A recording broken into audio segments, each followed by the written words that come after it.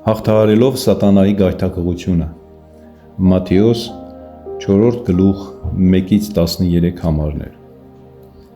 Եթե Աստծո որդի ես, հրամայիր, որ այս քարերը հաց դառնան։ Մատթեոս 4-րդ գլխի 3-րդ համարն ասում է. Այս ամենը ես կտամ ձեզի, եթե վայր ընկնեք և երկրպագեք ինձ։ Մատթեոս 4-րդ գլխի 9 համարում ասում է. Ահա սատանան սկսեց գայթակղել Հիսուսին,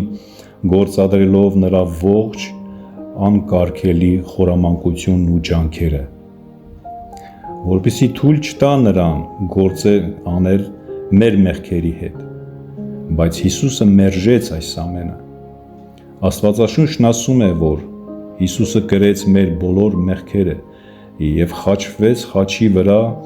մեր բոլոր մեղքերը հավիտյան ներվեցին։ Այս քարերին ասա, որ հաց դառնան,